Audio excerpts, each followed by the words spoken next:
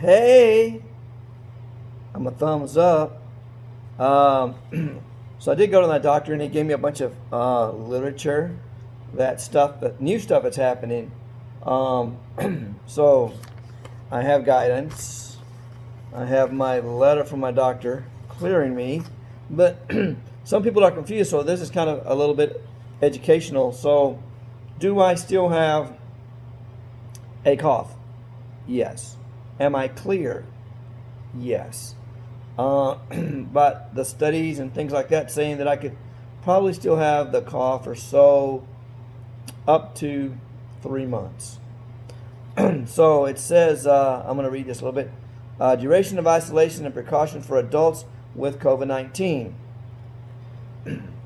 Although recuperation competence virus was not isolated 3 weeks after symptoms onset, recovered patient can continue to have SARS-CoV-2 RND detection in the upper respiratory specimens for up to 12 weeks.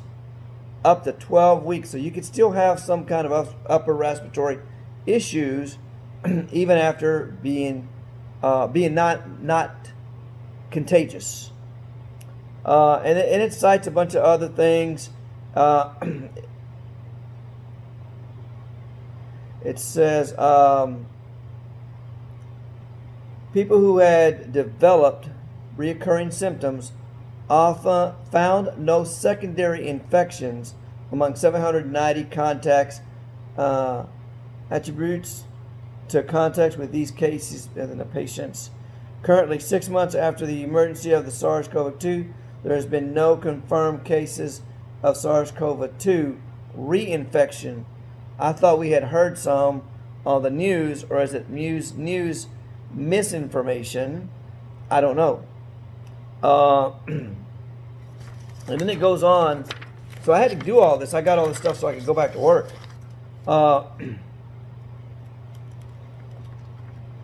So it says, recommendation, duration of isolation and precaution.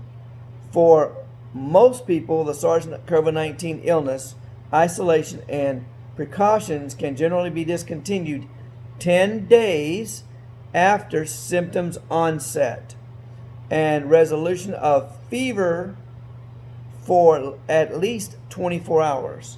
So if you had not had a fever in 24 hours and were isolated, you should be good to go.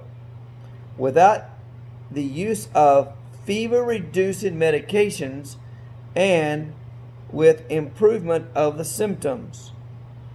Then it says,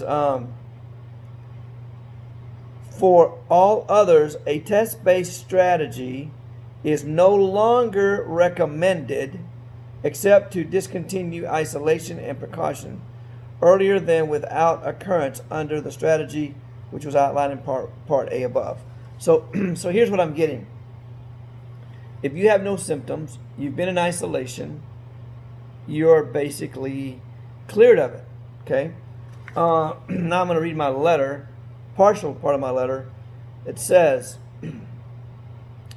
patient was tested for COVID-19 on the 17th of July, which eventually resulted in positive on the 21st of July.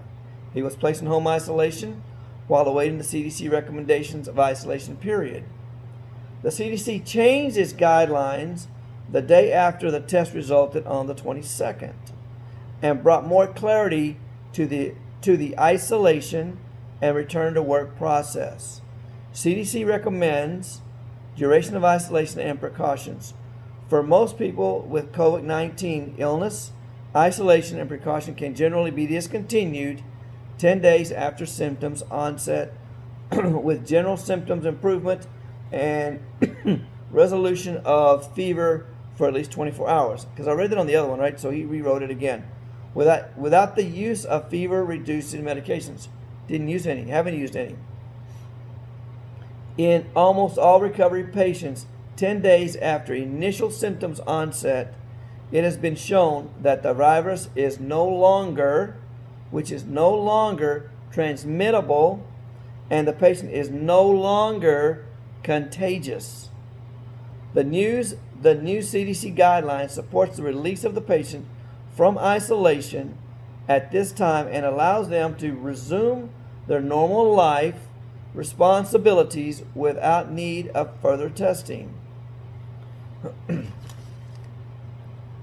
So in the case of the current patient, the symptoms began 25 days ago. He has already completed the CDC recommendations of isolation period. He has not had any symptoms of fever within the last 2.5 weeks and has not taken any fever-reducing medications during this time. Very true.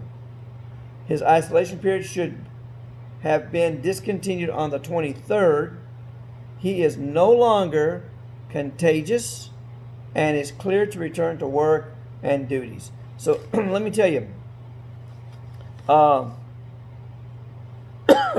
still have the cough. I'm going to have it for a while. A lot of people still have it lingering. So why are they not retesting me? The answer is because if they retest me, I could possibly still, through the test, be positive, be a false positive. So there are 2 other tests which you can take, which is giving up blood. And one of those tests is just to see if I have enough antibodies in my system that I could donate blood to help other people. I'm willing to do that if my doctor recommends it. But once again, I do have several health issues which may prevent me. Being prior service military, where I've been, may prevent me. But if my doctor recommends that I do that, I don't mind. Trust me, guys, I am glad to be out of isolation. I am glad I'm okay. I am super glad that I did not infect anybody in my family, my friends, my co-workers, because at the beginning of the scheme of things, it was about 50 people that could have come in contact with me or people that I came in contact with. So anyways, I just wanted to give everybody an up on that. Study, research, look on the CDC website. For supervisors throughout, need to get educated on the process, the new guidance. Because at one time my job still wanted me to go get tested.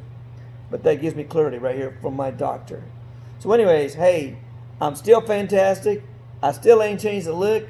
I'm still positive. So you guys have a great day, have a great night, have a great evening, have a great year. Be careful. Still got a mask. Wear it. Wear it. Guys, I love all of y'all. I appreciate all the well wishes. I appreciate all the prayers. I appreciate everything everybody has done for me. Kept me in spirits. I was always in spirits, but kept me in higher spirits. So guys, thank you all. Have a beautiful night. Have a beautiful weekend. And I'm glad to go back to work on Monday. Take care, guys.